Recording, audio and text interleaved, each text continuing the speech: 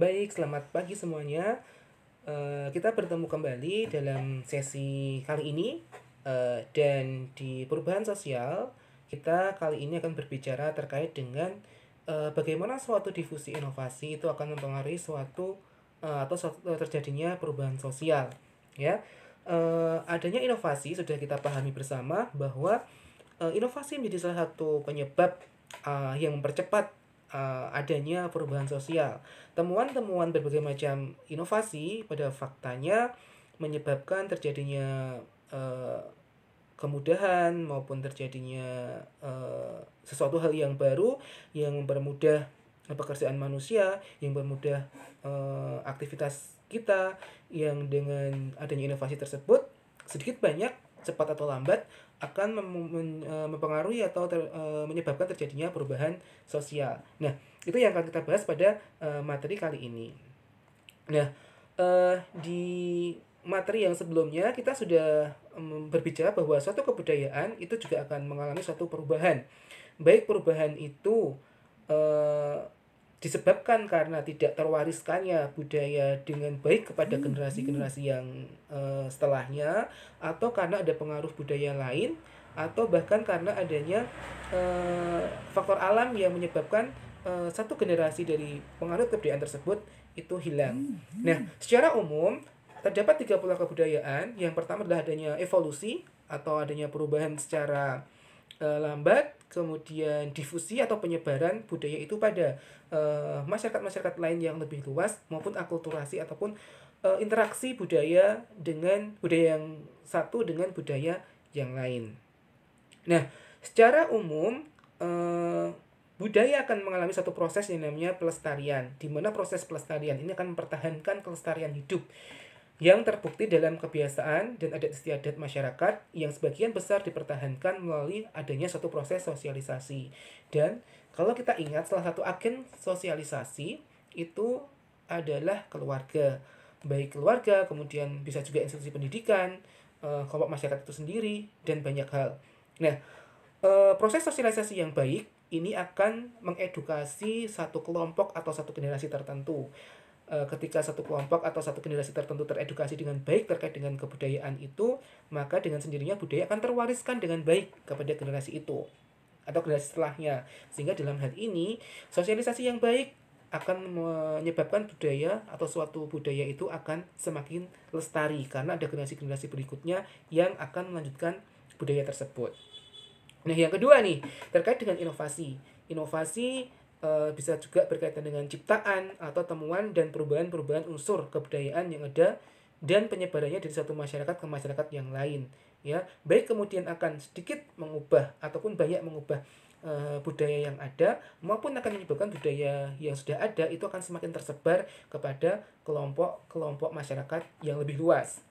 Nah, sayangnya ada budaya yang lestari, ada yang budaya semakin inovatif, semakin tersebar.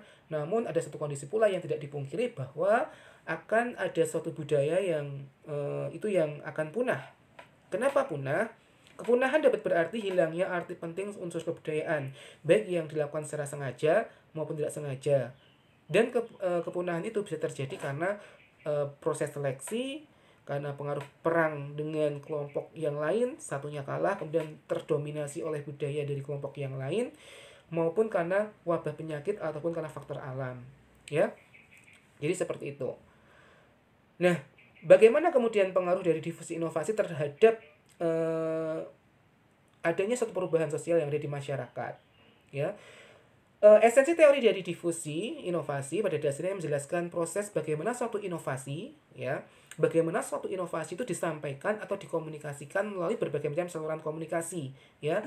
Saluran komunikasi itu bisa kemudian saluran tertentu sepanjang waktu kepada kelompok anggota dari sistem sosial yang ada, ya. Jadi difusi inovasi pada dasarnya menjelaskan suatu eh, temuan atau suatu hal yang baru itu tersampaikan atau tersebar pada kelompok masyarakat, baik dengan menggunakan media tradisional seperti misalkan eh, pengajaran secara umum, pendidikan kebudayaan, maupun platform-platform komunikasi yang misalkan secara modern bisa melestarikan atau mengedukasi baik melalui media YouTube, melalui media video dan sebagainya. Nah, Rogers tahun 1961 mengatakan bahwa difusi as the process by which an innovation is communicated through certain channel over time among the member of social system. Jadi bagaimana satu proses di atas gitu ya, itu disampaikan kepada anggota dalam suatu sistem sosial melalui berbagai macam saluran komunikasi atau channel atau saluran tadi. Nah, difusi merupakan satu tipe khusus dari komunikasi ya. Difusi merupakan bagian dari suatu riset komunikasi. Nah, jadi pengkajian komunikasi itu merupakan suatu telaah tentang pesan-pesan terhadap suatu gagasan baru. Bagaimana suatu gagasan baru bisa disampaikan atau ditularkan, disebarkan kepada khalayak yang lebih luas. Sedangkan pengkajian komunikasi merupakan telaah terhadap semua bentuk pesan. Bagaimana suatu pesan inovasi itu dikemas dan agar lebih terkomunikasikan dengan mudah, tersebarkan dengan mudah melalui proses difusi tadi itu. Nah, berbicara tentang difusi, itu terdapat 4 elemen pokok dari difusi menurut Rogers. Yang pertama adalah inovasi itu sendiri, baik berupa gagasan, tindakan, atau barang yang dianggap baru oleh seseorang. Dalam hal ini, kebaruan inovasi itu diukur secara subjektif menurut pandangan individu. Ya, individu yang menerimanya, dan konsep baru dalam ide yang inovatif tidak harus baru sama sekali.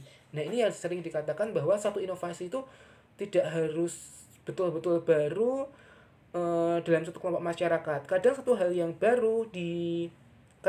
biasa di lokasi A itu merupakan satu hal yang baru bagi masyarakat di lokasi B, ya. Jadi kenapa kemudian dalam riset mahasiswa PKP seringkali judul-judul terkait dengan riset adopsi inovasi budidaya padi dan sebagainya, sistem SRI-nya memang sudah lama, tetapi bagi masyarakat kelompok tertentu yang belum pernah menerima terkait dengan metode SRI, itu bisa dianggap sebagai suatu inovasi. Itu yang pertama terkait dengan inovasi. Elemen yang kedua adalah saluran komunikasi, ya. Bagaimana inovasi itu disampaikan kepada masyarakat, disebarkan, itu ditentukan juga dengan menggunakan saluran komunikasi ini, di mana saluran komunikasi merupakan alat untuk menyampaikan pesan-pesan inovasi dari sumber kepada penerima. Dan dalam memilih saluran komunikasi itu seorang sumber atau informan atau komunikator itu perlu memperhatikan beberapa hal, ya. Yang pertama adalah tujuan dari diadakannya komunikasi, kemudian juga perlu mempertimbangkan karakteristik penerimanya, ya. Karakteristik bisa berarti misalkan kelompok usia, apakah kemudian kelompok milenial atau kelompok yang sudah generasi yang berusia lanjut, itu juga memerlukan saluran yang berbeda juga, dan perlu dipikirkan saluran apa yang tepat dengan karakter-karakter kelompok-kelompok masyarakat tersebut. Kelompok milenial mungkin bisa diberikan link YouTube, kemudian melalui media smartphone, grup WhatsApp dan sebagainya. Tapi bagi kelompok-kelompok yang berusia lanjut, sering misalkan berbeda pendekatannya, mungkin harus didekati secara personal maupun melalui penyuluhan yang masih konvensional, harus dikumpulkan di balai desa dan sebagainya, misalkan seperti itu. Nah, yang ketiga adalah jangka waktu, di mana proses mengambil suatu inovasi itu seringkali manusia memerlukan jangka waktu tertentu untuk berpikir, untuk menimbang-nimbang apakah inovasi yang disampaikan atau yang disebarkan itu bagus untuk diterapkan. Nah, misalkan seperti itu. Misalkan dulu ketika kemunculan Facebook pertama kali di awal-awal di Indonesia, itu ada beberapa kelompok yang mengatakan Facebook itu haram. Karena ternyata Facebook itu pada waktu itu sempat salah digunakan, misalkan ketika ada anak muda atau anak gadis misalkan posting, kemudian chattingan lewat Facebook, kemudian ketemu janjian, ujung-ujungnya hilang atau pulang-pulang dalam kondisi yang sudah dapat perlakuan yang tidak baik dan seperti itu, ya. Proses keputusan inovasi dari mulai seorang mengetahui sampai memutuskan itu untuk menerima atau menolaknya, dan pengukuhan terhadap keputusan itu sangat berkaitan dengan dimensi waktu juga. Semakin lama waktunya, intens memperoleh suatu paparan inovasi, bisa saja orang lama-lama akan terpengaruh. Karena semakin lama terpengaruh, semakin lama diberikan edukasi, maka pemahamannya semakin terbuka dan pada akhirnya menerima inovasi tersebut. Itu ya berkaitan dengan masalah waktu.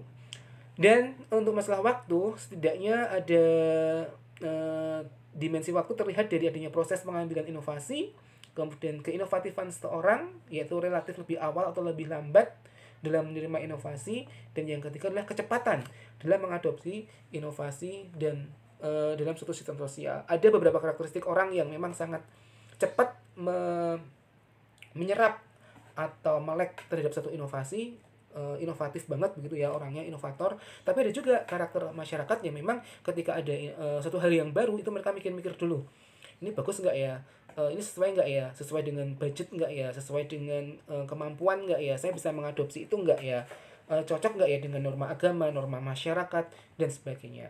Ya, perlu waktu untuk berpikir itu. Dan yang keempat, tentu ditentukan oleh dimensi sosial. Sistem sosial di sini berarti kumpulan unit yang berbeda secara fungsional dan terikat dalam kerjasama untuk memecahkan masalah dalam rangka pencapaian tujuan bersama. Ya, apakah sistem sosial itu terbuka, mengizinkan adanya suatu hal yang baru yang akan mempengaruhi dimensi kehidupan masyarakat itu. Nah, ada beberapa variabel yang berpengaruh terhadap tahapan difusi. Yang pertama adalah atribut inovasi. Ya, atribut inovasi itu bisa kemudian mudah diterima atau tidak, ribet atau enggak, ya, banyak. Kemudian terkait yang kedua, variabel yang kedua adalah jenis keputusan inovasi. Apakah keputusan inovasi itu merupakan keputusan individu diserahkan kepada masing-masing orang, atau keputusan itu mengadopsi satu inovasi menjadi keputusan kolektif atau kelompok atau massal. Misalkan di awal, contoh keputusan mengadopsi misalkan kebijakan pemerintah menerapkan menarik produksi atau mengurangi produksi minyak tanah, kemudian diganti dengan gas melon, itu kan di awal sangat ditentang. Dan bahkan mungkin ketika setiap orang diberikan kebebasan untuk silahkan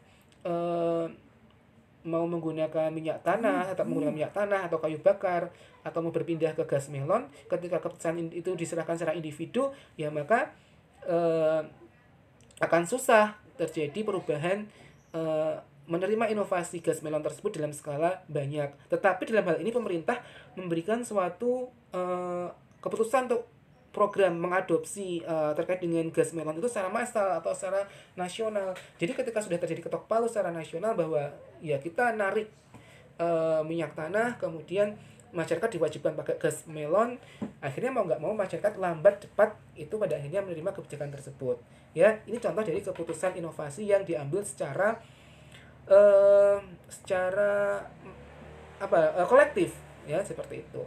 Contoh keputusan yang diambil secara individu ya, misalkan terkait ada promo-promo tertentu, misalkan ada promo kartu prabayar, kartu internet dan sebagainya. Ketika keputusannya disesuaikan dengan masing-masing individu, tentu individu akan berbeda dalam menyikapi hal ini. Ada yang kemudian pilih kartu perdana X, ada yang kemudian pilih kartu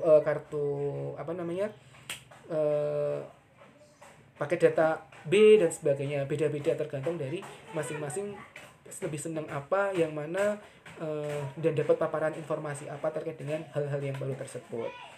Contoh juga misalkan ketika di kampus ada kebijakan dalam rekening gaji, misalnya rekening gaji sekarang masuk ke bank A, kemudian uang makan masuk ke rekening bank B. Ketika keputusan itu diserahkan ke individu, ya tetap ada protes-protes, bahkan ada yang memilih nggak usah beda rekening bank, nggak usah memperbanyak ATM, buku tabungan dan sebagainya. Tapi ketika keputusan sudah diketok dari kebijakan yang lebih kolektif, kebijakan universitas, ya mau nggak mau pada akhirnya akan nurut juga dengan penggunaan beberapa rekening bank. Sama juga ketika mahasiswa misalnya memilih bank untuk pembayaran SPP dan sebagainya. Itu kan ketika banknya sudah ditentukan dari satu keputusan bersama, ya akan sangat susah untuk menentang itu. Itu ya. Yang kedua terkait dengan masalah jenis keputusan inovasi. Yang ketiga adalah saluran komunikasi, di mana communication channel di sini lebih menentukan apakah saluran yang dipilih itu untuk mempengaruhi kelompok masyarakat dalam jumlah kecil, atau mempengaruhi kelompok masyarakat dalam jumlah sedang, atau kelompok masyarakat dalam jumlah yang sangat banyak atau massal. Kalau pengen masyarakatnya dapat ya dipengaruhi secara massal, ya dipilih saluran atau media komunikasi yang bersifat massa seperti televisi, kemudian siaran radio, atau kemudian channel YouTube dan sebagainya. Atau kalau kemudian hanya sekelompok orang saja, ya maka menggunakan media penyuluhan secara konvensional, menggunakan leaflet dan sebagainya, itu bisa menjadi alternatif pilihan. Nah, yang keempat adalah kondisi sistem sosial atau nature of social system. Apakah kelompok sosial itu kelompok yang terbuka, mudah menerima suatu inovasi, atau kelompok yang memang perlu secara khusus kondisinya mungkin tertutup atau agak tertutup, atau perlu pendekatan spesial melalui ketua adatnya, ketua kelompoknya, sehingga pendekatannya juga berbeda dalam memandang kondisi sistem sosial yang ada di masyarakat. Serta yang terakhir atau yang kelima adalah adanya peran agen pengubah atau agent of change. Ya, seringkali adanya agent of change atau fasilitator itu bisa berperan dalam mempercepat perubahan yang ada di masyarakat. Ya, ada tokoh yang intens mendampingi, ada tokoh yang kemudian secara rutin memberikan edukasi sehingga masyarakat bisa lebih mudah menerima inovasi. Nah, kalau kita lihat terkait dengan proses keputusan inovasi, itu ada beberapa tahapan. Yang pertama, tahap munculnya pengetahuan atau knowledge, yaitu ketika seseorang sudah diarahkan memahami suatu keuntungan atau manfaat dari satu inovasi tertentu. Ya, di edukasi ternyata ini loh, produk yang ini lebih baik daripada produk yang B misalkan. Produk A lebih unggul dalam aspek ini, lebih baik misalkan tingkat efektivitasnya dibandingkan dengan produk B yang hanya mencapai nilai sekian. Ya, masyarakat teredukasi karena adanya pengetahuan yang diberikan. Kemudian tahap persuasi, yaitu ketika seorang individu membentuk sikap baik atau tidak baik. Ya, kalau sikapnya baik ya berarti cenderung oh iya ya benar ya, yang A ini ketika sudah diberitahu, oh iya kayaknya memang lebih bagus dari produk yang B, dia sudah mulai terbujuk. Nah, kemudian tahap yang ketiga adalah tahap keputusan atau decision, merupakan satu tahap di mana muncul ketika seorang individu itu terlibat dalam aktivitas yang mengarah pada pemilihan adopsi atau penolakan sebuah adopsi. Kalau dia cenderung menilai itu bagus dan memang lebih unggul, ya bisa saja kemudian dia akan menerima, oh saya akan mengadopsi ini, oke saya akan membeli ini, saya akan memakai ini. Tapi sebaliknya ketika dinilai setelah proses penimbangan tadi, penilaian tadi ya, disikap, dipersuasinya menilai buruk, ya keputusannya bisa saja menolak, ya begitu. Yang keempat adalah proses tahap implementasi, di mana seorang individu mulai menetapkan penggunaan satu inovasi, ya akan dipakai terus, fix mengambil satu inovasi tersebut. Nah yang selanjutnya adalah tahap konfirmasi, yaitu ketika seorang individu atau unit pengambil keputusan lainnya mencari penguatan terhadap keputusan penerimaan atau penolakan yang sudah dibuat sebelumnya. Dan proses ini bisa kemudian seiring seperti lingkaran, ada kalanya sudah menerima satu inovasi tersebut, sudah menggunakan fix, ternyata dia menemukan hal lain lagi, satu inovasi lain lagi yang lebih dinilai lebih baik, maka proses itu akan kembali lagi ke tahap yang pertama, tahap kedua, ketiga, keempat, kelima, kemudian nemu lagi yang lebih inovatif lagi, sehingga berlaku proses pengambilan keputusan inovasi seperti itu. Ya, seringkali kita mengambil hal yang sama, misalkan beli produk HP, smartphone, oh ini fiturnya lebih lengkap, kemudian RAM-nya juga lebih besar. Nah, beli ya akhirnya, sudah menimbang-nimbang, terbujuk, memutuskan membeli, memakai, kemudian fix memakai itu dalam beberapa jangka waktu tertentu. Tetapi ketika suatu saat muncul satu produk yang baru lagi, kepengen lagi, mulai mikir lagi, mencari-cari tahu info produk tersebut, menimbang-nimbang kelebihan kekurangannya, mampu membeli, ternyata pakai itu lagi, beli inovasi atau produk yang baru, kemudian seterusnya seperti itu. Ya.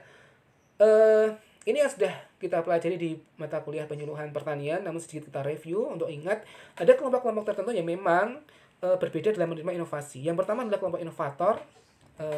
Sekitar 2,5% individu yang pertama kali mengadopsi inovasi, ya orang yang cenderung mengambil risikonya berani, kemudian berjiwa petualang, moving orangnya, kemudian cerdas dan memiliki kemampuan ekonomi yang tinggi, yang punya modal. Jadi nggak kalau ada suatu hal yang baru ya nggak perlu pikir-pikir panjang ketika pengen membeli, tertarik sesuatu, punya uang, fix ambil, ya. Begitu karakter dari inovator. Kemudian yang kedua, early adopter atau perintis pelopor sekitar 13,5% yang menjadi para perintis di awal. Ya, perintis itu dicirikan dengan kelompok yang merupakan sering jadi teladan atau pemuka pendapat, orang yang cenderung dihormati dan memiliki akses di dalam yang tinggi, ya, baik akses untuk memperoleh informasi, akses menimbang, memutuskan dan sebagainya. Ya, di belakang early adopter itu ada early majority atau pengikut dini sebanyak 34% yang menjadi para pengikut awal, dengan cirinya penuh pertimbangan, interaksi internalnya juga tinggi. Kalau dia menimbang-nimbang dan melihat ternyata kelompok early adopter sudah mengadopsi itu dan manfaatnya betul-betul bagus, dia akan ikut-ikutan. Nah, kemudian yang kelompok late majority atau pengikut akhir itu akan menjadi pengikut akhir dalam menerima inovasi. Biasanya skeptis, menerima karena pertimbangan ekonomi atau tekanan sosial, dan tidak terlalu berhati-hati. Sebenarnya mungkin tertarik, tapi karena secara ekonomi mungkin satu inovasi itu butuh biaya ketika diadopsi, dia akan mikir-mikir dulu. Ya. Yang kelima adalah laggards atau kelompok kolot tradisional. Adalah kaum kolot tradisional dengan ciri-cirinya terisolasi, kemudian wawasannya terbatas, diedukasi seringkali mungkin tidak menerima atau sudah menutup diri, dan biasanya memiliki sumber daya yang terbatas, baik terbatas pengetahuan maupun terbatas aksesnya. Mau mengadopsi khawatir, takut, atau ada suatu inovasi baru mau beli juga misalkan, itu juga secara ekonomi juga lemah atau masih memprioritaskan kebutuhan-kebutuhan yang lain sehingga tidak tertarik dengan hal tersebut. Nah, lalu, apa keterkaitan adopsi inovasi dengan suatu proses perubahan sosial? Inovasi diakui merupakan suatu hal awal untuk terjadinya satu perubahan sosial. Dan pada perubahan sosial, pada dasarnya merupakan inti dari pembangunan masyarakat. Adanya inovasi itu pada akhirnya ketika dipandang mudah, dipandang memberikan efek bermanfaatan pada kehidupan manusia, maka akan seringkali orang akan tertarik dan mengambil inovasi tersebut atau menerapkan suatu inovasi. Kemudian inovasi itu kemudian ketika sudah bermanfaat, apalagi memberikan kemanfaatan yang sangat banyak, biasanya akan tersebar ke masyarakat dan disitulah terjadinya suatu perubahan secara massal dari perubahan sosial itu sendiri. Rogers dan Shoemaker mengatakan bahwa proses difusi merupakan bagian dari proses perubahan sosial karena dia proses itu menyebabkan banyak orang mengadopsi hal yang sama, yang dengan adanya inovasi tersebut bisa saja mengubah struktur kelembagaan masyarakat dan sebagainya. Serta perubahan sosial adalah proses di mana perubahan itu terjadi dalam struktur dan juga fungsi dan sistem sosial.